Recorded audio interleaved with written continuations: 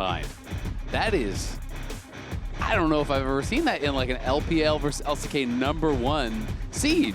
That's usually like you're on a completely different level. It feels like a stomp of almost historic proportions. Yeah, the only performance I can think of, we did have Callisto, was it 17-2 recently? That was him individually in the series against Hanwha Life. And then we had Pace last year at MSI, which I'm pretty sure he set the record for international kills. I think it was 20, I want to say 22? Maybe ended up with a little bit more. But like, I remember this like Peanut Lee Sin game from years ago where he got like 14 kills back when minor regions were still around. This is he just got like 16 kills against the LPL #1. That is not what I was expecting to see coming into this event. And it is going to be tough. We can catch up with the bans here. Caitlyn, Talia, and Gnar banned out here by TES, who is back on the blue side. And we're going to see HLE banning out the Skarner, the Nidalee, as well as the Kalista. Quite a bit of focus on the ADs so far in this series. Varus, Ashe obviously played last game. Kalista banned out, Caitlyn banned out. In game #1, we saw the MF as well as the Ezreal. So we are working down the tier list here a little bit. We'll have to see what the prioritization is going to be. 369, he gets the prio pick. Do we just get the Camille answer, you think? That is, Camille Galio is the no-brainer. Yeah. I just love Camille as an answer. Zeus is a fantastic Camille. And I do think it is such a tough matchup for Ambessa. So it just feels like it fits for what HLE want to do. Yeah, I don't mind the priority pick here. I think that 369 has been, particularly today, the best performing member individually. He was the only one where there were glimmers of hope, right? With the Renekton teamfight performance. Peanut, very different style from the last champion that he got, but another champion that he absolutely excels on. Priority, my guess is going to be towards AD carry. We'll see if they actually do want to prioritize pick this Camille or whether they're going to save it. They do, of course, run the risk of it getting banned if you do save it up to the second rotation. Yeah. We'll have to see what the follow-up is going to be. I think the Galio prio also skyrockets, as it's going to be the Jhin here for Viper. So AD carry, as again, the Varus and Ashe both have been gone. Jhin is one of our other lane-dominant AD carries, and the Jhin-Maokai combination specifically is one that we have seen many times. Just works well, the two long-range ults to set up kills, particularly in early skirmishes. Exactly, and I do always feel like it works just so well with dive in general, right? You just create so much chaos. Maokai ult comes down, you kind of have to, try to stack up to try to back off, but the Jhin ult is slowing you, the rest of the team is piling in. Will be Pantheon here, which could be potentially swapped around to a few different lanes. It could be Crisp, it could be Kanavi. I'm kind of expecting it to be the jungle pick for now, though. And this is a very aggressive top side here, super skirmish heavy. And the Pantheon could potentially throw a wrench in the gears of any sort of kind of aggressive carry versus carry match up top. So we'll see if they can find it. We haven't seen a lot of success from Aurora thus far this tournament, and Creme, it's do or die now. Whereas the second game was two dive comps basically just bashing their head into each other, with Hanwha Life's skull being a lot more resistant than that of TES. They wore their helmet. Yeah, they did. Is going to be a little bit different here. I was actually wondering whether Hanwha Life was going to prioritize picking another disengaged champion. Obviously, with the Maokai and the Jhin, your kite back and re-engage potential is extremely strong. And TES are very clearly committing to heavy, short-range dive. Really good backline threats, but there are a lot of champions that can kind of shut down that style. I'm wondering if we're going to see something like the Bromban. Loves playing into that style of composition. Poppy is another, I can't believe I haven't mentioned it yet. Obviously one of the Light's favorites, and just in general an incredible champion, particularly into Ambessa, obviously dashes on everything, but even for the Pantheon can be really, really annoying to play into. Yep, can be pretty difficult. Lulu, we've seen much more on the ban page than actually in-game. Has been catching a lot of bans, especially as we get deeper into the series. Leona will be adding to the list as well. Definitely some very good Merc value for TES this game, as there's a lot of CC over on the HLE side already. And you kind of have this mixed magic top side with the Maokai as well as the Jax. Tristana, the final ban here, knowing that there is quite a bit of AP, and generally with Jhin, you need another high, consistent DPS champion to go paired alongside that. And because you already have Jax and Maokai on that top side, generally you wouldn't really want to have an AP pairing there. Yes, that can fit the bill, but you can get a lot of value out of magic resistance in those kind of cases. It's also one of the best champions in that scenario. Azir is already taken away, right? Is one of the best mid-lane threats as when it comes to the consistent DPS. Is what is going to be... I think of Cassio as well, but Cassio is so kind of niche, I feel like. and it's going to be Vladimir. We've seen Zeus bring this. Are they going to do some real cooking, or is this going to be just Vlad mid? It feels like it's going to be Vlad mid. It feels more likely for sure. Yeah, because that would be so hard to lane into Ambessa. So Vladimir being brought out by Zeus previously a couple times. This kind of Swifties rush with Ghost Flash has become a lot more popular. We obviously, because it's competitive play, we're seeing TP every time. But I do wonder, you know, if Zeka would go for it. One thing I will say is that Vladimir in these kind of matchups, you're going to be getting pushed in pretty heavily. Yes. And so you do lose prio around mid. JackeyLove going to be locking in the Corki. So there is potential for, if you can get pushed mid, Creme and Kanavi teaming up, trying to get things done on the map. Of course, still a possibility of a flex. We're waiting for that 5th and final pick here from TES. Does make the team fighting from Hanwha Life completely disgusting. It is, again, a lot of short-range champions on the side of TES. As Corki Bard, I do always love to see, not Bard only into do you Jhin. pick Bard into Jhin, but you also pick it away as the crank, a consideration here, and it does get locked in. It was an insta-lock of the Blitzcrank here from Delight. Man, I will say, Magic Resist and Mark Tread's value is insane for TES. This is very heavily AP over on the other side. Of course, Viper is going to bring some physical damage. Jack's a little bit as well, but a lot of magic damage being available there. And you know, whoever you'll be fighting in the side lane for 369, things like Hex Drinker can become value. Merc Treads are obviously incredibly high value. Blitz and Bard, two of the kind of like highest risk, high risk reward supports in the game that I just love to watch. You know, if you are on point with them, you can be the difference in a game like this. But you know, a couple wrong moves and you can be the reason that your team is falling flat. It's so interesting to me that the Hanwha Life read is that Vlad is so strong that you can just pick him in 2 roles and be completely happy.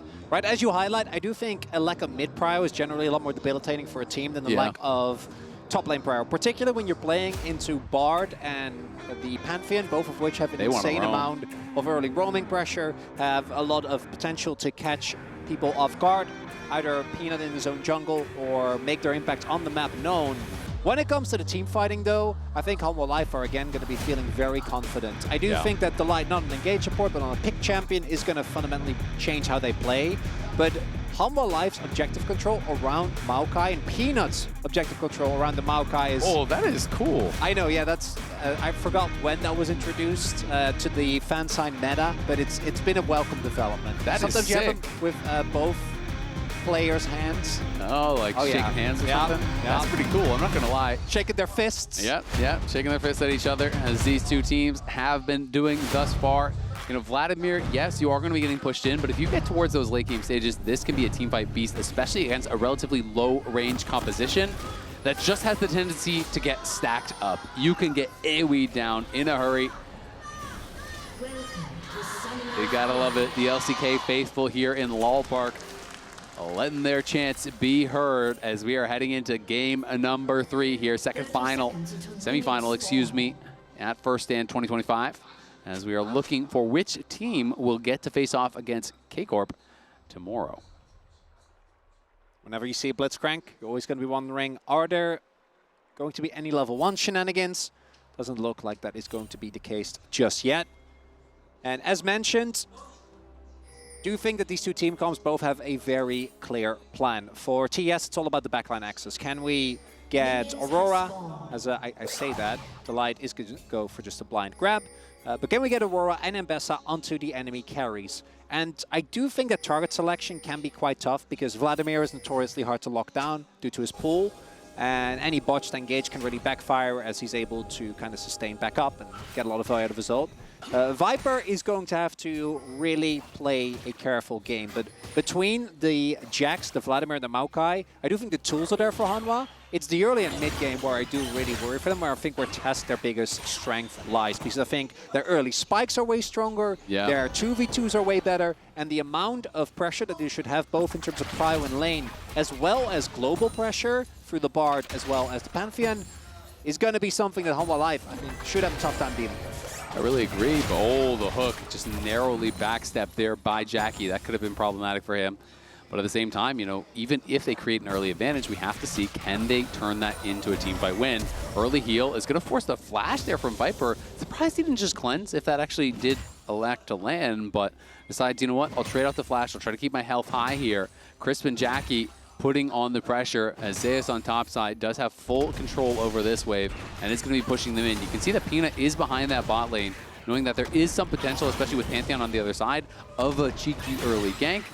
Creme, though, getting the push here onto Zeka. It's mostly just about this empowered Q that you really cannot mess with.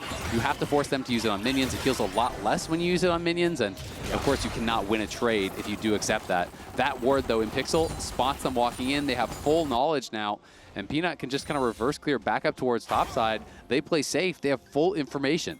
Actually, good adaptation there by Peanut. I'm pretty sure he started his own Raptors and then pathed towards the bot side of the map. So knowing that his bot lane was always going to get pushed in, I do think that you really have to respect the early damage that comes through from the Bard and not going to suffer for it. And look at Kanavi now. He's quite a bit behind the pace. You know, it is going to be Peanut already on his 5th camp, where Kanavi has spent all this time looking for a gank towards bot. The Pixel Ward does stifle that. The smart path does interrupt that as well from Peanut.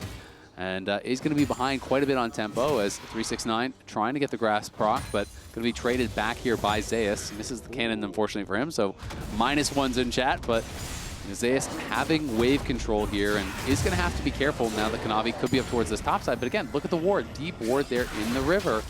Always being aware of where Kanavi could be, and he's going to be spotted by this once again. Kanavi, still 2 camps that need to be cleared. This is exactly what we talked about. Kanavi will will get get spotted though. A level 2, because the Bard is just level 2, but if he actually skilled E, they could look for an angle here, and it looks like he must have, just based on the positioning. We do but see, yeah. They know it, so just backs off. More wasted time. Not sure about where the Bard is, but they do spot Kanavi there. So not going to end up working out here early on. Wave state did feel a little bit awkward for Zeus. Zeka, yeah, you mentioned the second activation of the Q there. I've seen Vlad's ghost for that one. You know, it's like, it's worked. It feels good. Zeus taking a bit of a bad trade there, but as soon as the cooldowns are used, very long cooldowns there for Ambessa early on, and they are still up on the top side.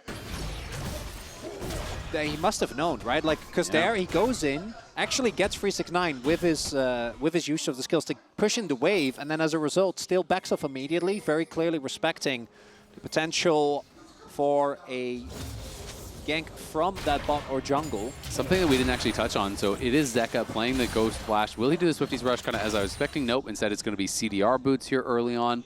But he is playing Ghost Flash, that means no TP, so they are going to be down the 1 teleport. And Creme was able to get back from base, interrupt the base there from Zeka. But the wave is going to slowly push in towards Zeka, so he's really not going to lose much at all. Just now, the CS actually evening out there in the mid lane. So, despite the fact the teleport was spent, Zeka has got to be really happy about his position in lane. I think he pushed a lot faster than Creme was expecting. Just using the pool there to clear out the minions made a big difference. And Hanwha actually using the TP there from Zeus to catch that bot wave, because Viper did go for a base there, was halfway towards the top lane. Should be able to then shove that out without too much issues. As 30 seconds on the grubs. The light is roaming, but hasn't really found anything yet. Really, neither support able to make an impact. But for really both Bard and Blitz, going in early, being first to an objective, and then setting up either the vision trap or at least making sure that you have the knowledge of where your opponents are is such a big deal. I mean, Blitz when you can see him and Blitz when you can't are 2 different champions, right? It is just so hard at the professional level to actually nail a hook when you're on vision. But at the same time, if they're trying to check in and they have no idea where you are, it is so difficult to play around that. You're not going to be soloing up the first dragon here down on that bottom side. Well, TES will move in towards the grubs. Going to be able to grab these as it looks like it will just be that trade. You can see Zeus fighting with 369, does have a nice little XP advantage. And Zeka, every level you get is just going to feel better and better. It's so important getting experience on this champion. Getting towards 9, massive spike is the max rank Q, and then hitting 13 for that max rank E, also really, really big. And as you get more and more CDR in, this champion starts to become a bit of a brick wall in lane where all of a sudden you can't chip him out, you can't push him back. The rest will just get shrugged off. Do you think Creme for the foreseeable future should be able to maintain a decent level of prio? And I also like that TES prioritized the grubs here. I do think that for them, given the amount of sideline pressure that they have with both the Pantheon as well as the Bard, not even purely in the 1v1 matchups, because obviously Jax and Vladimir both are side lane demons, but having the ability to get to a side lane first is always going to be powerful for them. So having the threat of that by picking up those grubs is definitely good. It's also why it's so important for HLE that Zeus is doing well so far, right? Because they have to have someone who can actually withstand that pressure, who can answer that. Did go for the early cloth armor and likely just going to be working in towards Tabbies. You know it is going to be Ambessa as well as the Pantheon. So his job is not really to be the hero in this game. It's just kind of withstand the pressure that is being put on. Nice sidestep there from Viper. Dodges the Foss bomb, but the big one will connect. And now Peanut trying to get up here and potentially be involved. Can Delight find the angle for the hook? He's going to find it, and in comes the Nature's Grasp. They're flashing forward. Peanut finds him, and he's getting locked down. Viper wants the kill, and he's going to get it. The 4 shot for first blood. The ulti going to get popped up as well. Kanavi is here now trying to get a kill back onto Delight. Is going to be able to knock one down. Can they get the Bard out? They cannot do it. It is just the 1 kill back here from TES, but it's a great engage from Delight, and I feel like we have said that time and time again this series. Zeka does pop the Hemo Plague there, just using it defensively, knowing that Creme could have gone forward with the ult. He was getting low, but now with the empowered Q, he's stepping up, and Creme is running out of mana. Creme doesn't have that TP just yet, so Zeka survives, gets Prio. And the magical journey gets rudely interrupted there as even How could they? I know, it's so rude. Even the arrival of Kanavi, not quite in the nick of time. And it goes back again. The summons were available for Jackie. You got to flash that hook. Yeah. If they flash the hook, I think, particularly with Corki, a champion that does have a good amount with the W of built-in safety. The moment that it happens, it also means that the knockback follows, an immediate follow-up from Peanut with great timing there on his lane gank on the Maokai. And because of that, they didn't know if Kanavi is here a second earlier. I think at the very least, Crisp gets out, right? You trade 1 for 1, it doesn't feel as bad. Yeah, you still give up the sums, but the fact that Viper gets a kill, you invest double bot lane summoners, and the play still works out, that's rough. Yeah, really, really rough. And it was just well played, you know, by the HLE squad to actually keep Crisp away from the wall so he couldn't magical journey out. He gets hit by the Deadly Flourish, then off that route, you get Bramble smashed away. Then with his dying breath, the light flashes in and actually knocks him up. Zeus trying to survive here under the tower. Does have to be a bit careful. The ulti is available for 369, and there's no Counter-Strike. Will he try to press for a dive? Would be risky, but the series has not been going their way, and sometimes that's when players do get a little bit antsy. Kanavi did pick up the kill. Delight finds the hook, and there's the Counter-Strike, but he's not in tower range critically. Chris will be okay, does get the stun on the wall. Peanut in the area, and the Jhin is coming down now. They're going to try to look for the dive here onto Zeus. Zeus Counter-Strikes out, and he flashes away from the public execution. There's a flash to follow, though. Kanavi needs to actually block the shots, but he can't do it. Peanut gets a kill back as he locked down 1. Jhin still has the bullet remaining. Kanavi tanks it right to the face. JackeyLove, though, doing what he can. Knocks down 1 kill. Chris surviving with almost no health. The light is incredibly low, but Viper's in the area, and I don't know if they have the health to go for the dive. They're going to try to go back in. There's the stun. There's the cleanse to answer. Viper trying to get away. The Valkyrie forward, and JackeyLove shuts him down. Takes the double buffs as well. Critical couple kills there being grabbed by TES. It's a very even fight. Critically, though, TES, I think, did trade up there in the end. Now built themselves a decent gold lead, as initially this looks dire. It looks like Hanwha is aware, but even with the cookies popping, I think Zeus hasn't gone for a back in quite a while. Even with the cookies. Still ends up dying. Flash, not enough to save. 369 extends the play. And then Kanavi does such a good job here because the damage is all coming from the Jhin. Kanavi able to get the E, then ensure that the 4th shot doesn't kill him. JackeyLove makes sure that the damage is there onto Peanut. Peanut tries to go in to get the kill. Knows the light doesn't have mana nor that much damage. And then Viper, not too sure about that one. Yes, you get the shutdown onto the Pantheon, but giving your sums as well as your life, and Jackie... Peanut, no flash. Oh, they can't quite get in range. Are they going to be able to find Crisp? Does not connect with the Cosmic Binding, and now they're slowed up, and here comes the Nature's Grasp. Kanavi going to block it, but there's the root onto multiple members. The Bard ulti going to buy some time here for Kanavi. Can they actually try to turn this around? Viper knocking him down. He's going to be dead already, and in comes Creme, but Zeka on the side is going to push them back. The magical journey going to have to be taken to safety, but it's the 1 kill, and it's the Grubs going the way of HLE. And where's the counterplay? That's the combo. We talked about the Jhin Maokai. What about Blitz Maokai? This giant root comes towards you. Even Kanavi, who is one of the members that I think is actually the best time when it comes to surviving that, given that he has his E, just has to sit there and suffer as he gets taken out. Gold now equalized again. TES still with a slight lead. A lot of that still on Kanavi. Obviously has been bloodthirsty on this Pantheon, but look right here. Someone has to walk up. And Kanavi is the best target. The ult from Crisp doesn't really hit the mark. Ideally, you'd either be able to get onto Viper, take away the source of damage, or hit only the light so that Kanavi can walk it off, but instead just allows Hanwha Life to further set up. Yeah, it just did not work out for them, and that was the E. That is that safety that you talked about. So kind of just expired during the Tempered Fate, and then he did not have a lot of safety. They're able to give that kill over to Viper, who now has 3 early kills. Zeus, though, is struggling a little bit here with 369. 369 has been playing it out very, very well, but has never really been able to get that kind of knockout punch. He's chipping him down, he's poking him out, but 369 has not been able to get a kill, never really been able to extend that lead. But it is going to be that bait, as you're talking about. HLE are here setting up. Viper is moving down, but they have the knowledge, and Delight is going to get a hook. Nice sidestep there from 369. That was critical. Jackie in the area. Has to be respectful, though, because you could get caught out here. Instead, they're going to use the Pantheon ult, get in on that back line. If 3 aren't doing it, let's bring 4. It's the Pantheon ult for the Gromp. I don't know if that's going to be enough. Now they can look for the hook. Delight trying to fish. Kanavi trying to find a way back. Will be able to walk it out. 4 members versus 4, fighting over this bot lane tower. They're going to turn off the tower. Oh, the hook is going to get immune as well by that Bard ulti. Kanavi going back in. JackeyLove free firing. Peanut barely survives. Zeus trying to go forward here. 369 in a lot of trouble, and he's going to get knocked down by Viper. HLE ride the razor's edge and survive. And the first movie ended up going well for TS. The sequel, not so much. It's the same play. It's a 4v4 towards the bot side, but last time, Zeus was slow. We don't succeed, try again. Zeus bound into the wall, but they don't quite have the damage to actually take him down. Kanavi gonna get hit by that deadly flourish. Frustrating for TES that Peanut limps out with no health.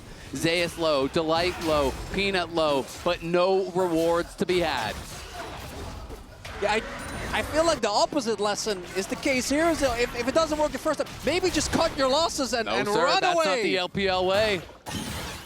As Gold now even, but that play, unlike the last one where it felt like there was actually a great angle because Hanwha Life wasn't quite as aware and the position of the individual members was way worse, but the ult doesn't really take away that much meaningful damage. And then you are just underneath the turret against Maokai. Yeah. Jhin's unthreatened.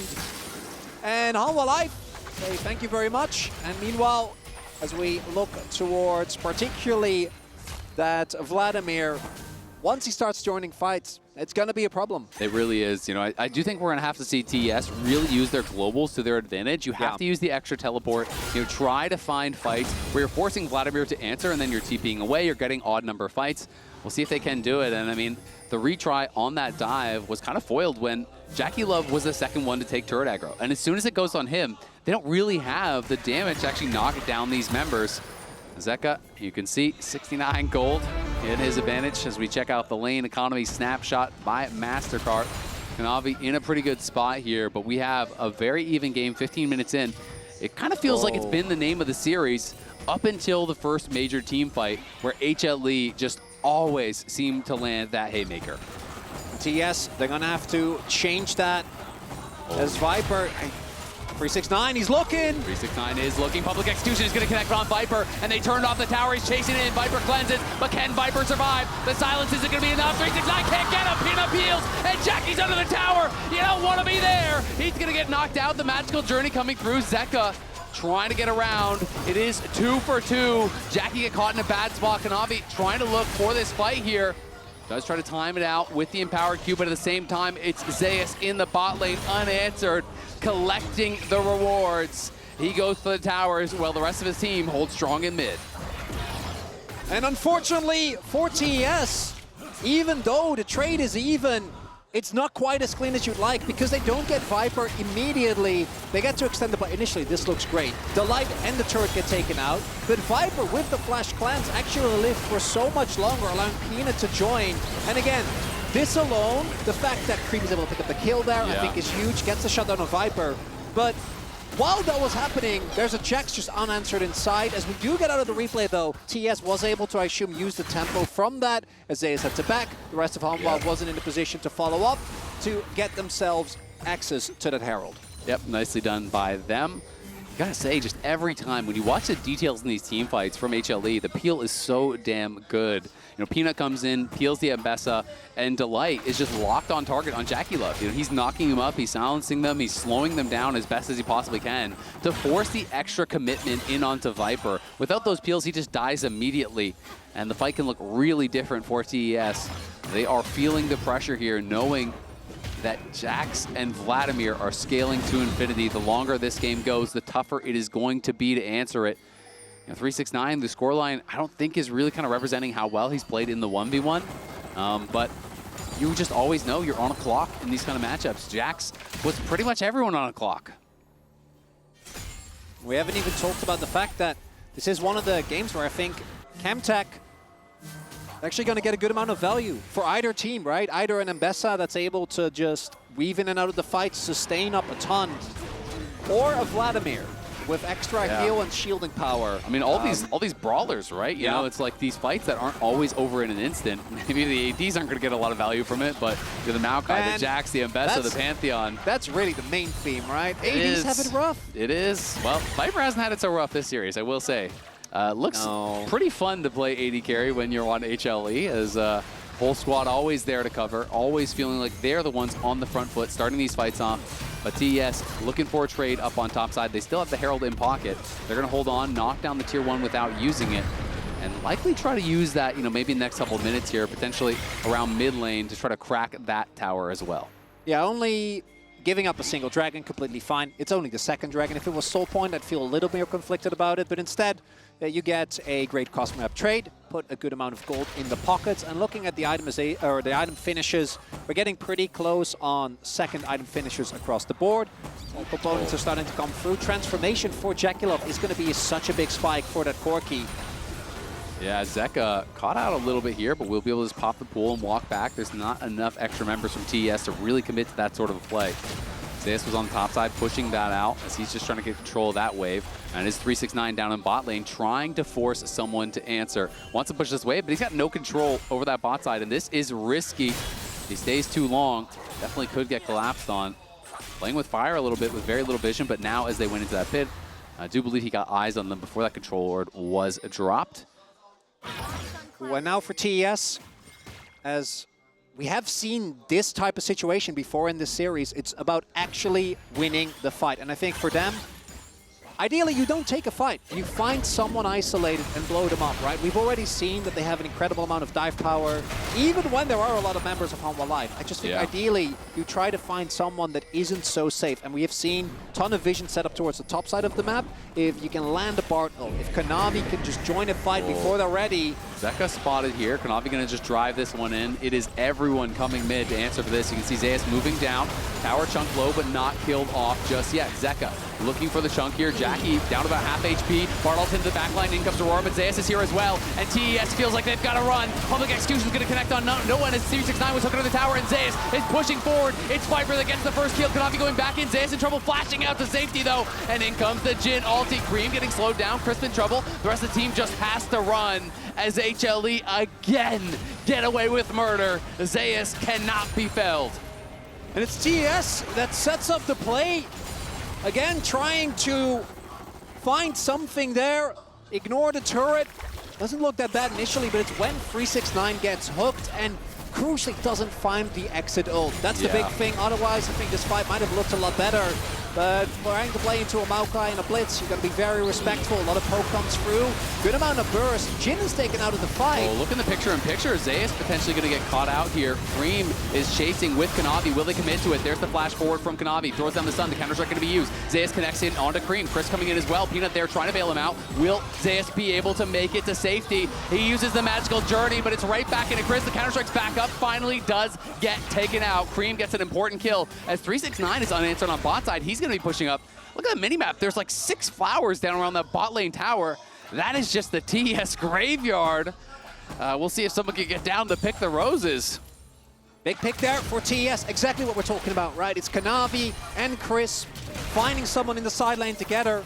Zeus getting punished for his transgressions. You see, Hanwha Life are considering going in. Maybe we can get something done there. But the moment that they see that Crisp is there as well, know that the play isn't salvageable. Peanut backs up, says, Good luck, buddy. Get this as well. So 369 going to be pretty happy about this run of play. Grabs a couple flowers. They're going to start the Otacon as well. They really want to put the pressure on. They saw Zeka on the top side. He had no teleport. Yep. They're trying to punish the lack of a global. Can they rush it down? We do see there's no teleport on Zeus as well. So it's a 3v5 for now. Can HLE buy the time? Peanut is trying to fish. They're taking some damage here from Otacon, though. They're getting hit by the spins. As JackeyLove getting low. Bartle thrown to the backline, but it doesn't actually connect. They do get the rune as Otacon, but can they get the reward after Zeka is here, Zeus is here, and that spells trouble.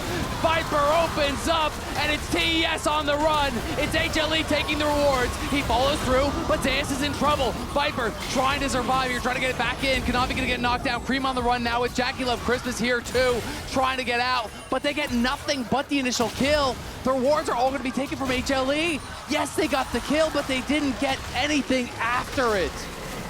Otacon just makes you so insanely squishy.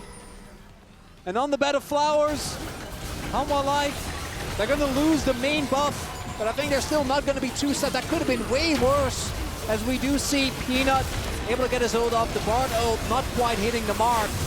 And 369, you see how much squishier he is. Living there, man. How frustrating is that?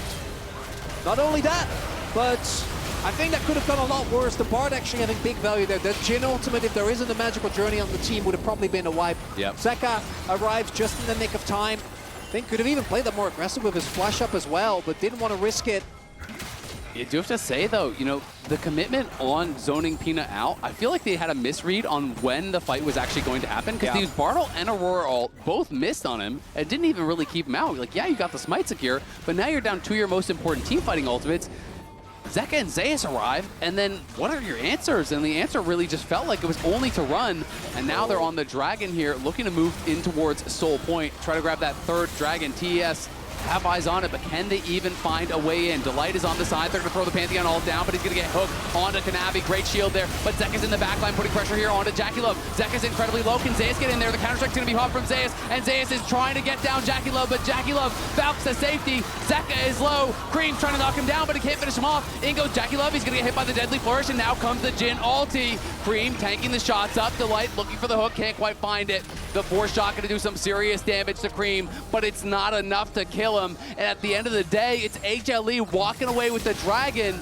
They get an extra kill over on TES's side, but still, that is Soul Point now for HLE. Soul Point found. Oh, the mid lane turret, that would be a big win for TES, but just Jackie's auto, not going to be enough. And it is the continued struggle, really, of Zeus there as Kanavi starts up the fight, and Viper specifically has to play so respectful here. And even though Zeka gets some decent ult, there isn't really any follow-up damage. The amplification doesn't quite do as much as they'd like. And again, Viper being zoned is such a big deal. He's one of the most fed members on Hanwha Life, and TES do an amazing job of keeping him out. And again, by the time the Jhin ult comes through, fight's basically already over.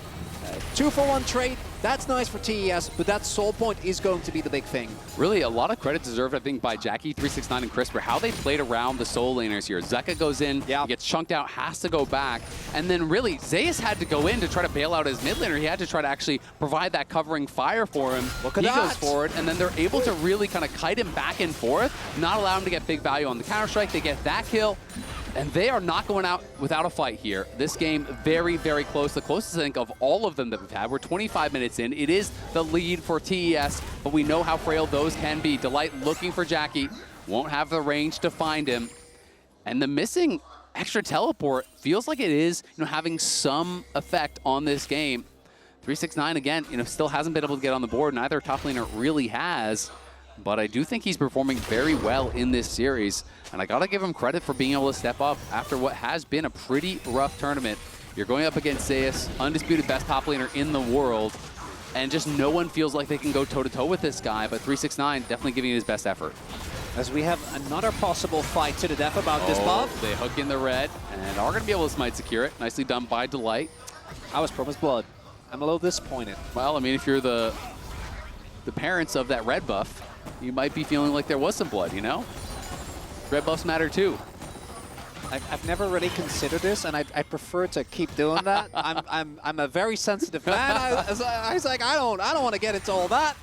Fair enough. We won't delve too deep. Danger lies ahead. Yeah. All of a sudden, you can't jungle anymore. I'm a jungler as well. Why would you do this to me? It's okay, you can play Ivern. That's true. Yeah. He is a friend of the forest. There's free item spikes now here for both Jackie and Viper, i.e. and that Executioners, respectively. Executioners are going to be a lot of value. And we're getting to the point where if any member on either team, either through a Hook of the Light or a great ult from Kanavi, 369, getting an ult into the enemy backline, someone's going to get taken down. That's going to be Baron on the cards. I mean, you can see, you know, all of the emphasis on actually shutting down the CC as well that HLE has. We have triple Merc Treads topside. We had the Mikhail's Rush as well from Crisp, which I think has already been paying dividends.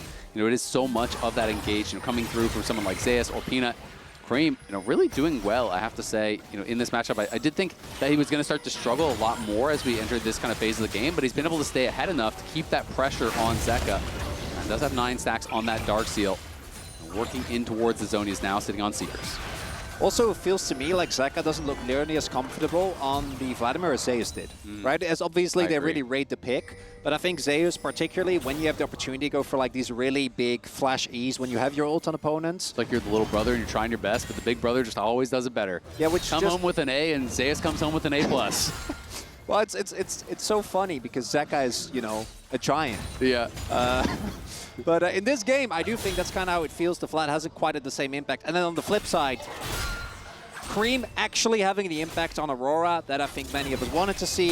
The first couple of games of First Stand, I don't think it was quite, but this time around, he is a big threat to the enemy backline, and that is a 9-stack Dark Seal that might very well be turned into a Magi's if one more fight goes the way of TES, and this feels the most stable that they have been in this series, and outside of the one series that they won, perhaps throughout the entirety of First Stand. I mean, it's kind of a very LPL-style draft, too, where it is very execution-heavy, it's very skirmish-heavy. They have a lot of ways to start fights, a lot of ways to win fights. This is kind of that bread and butter. Zeus, though, level 16 now, a full level lead over 369 at this point. Does have his 2 items completed and working in towards the Zhonya's for that team fight presence.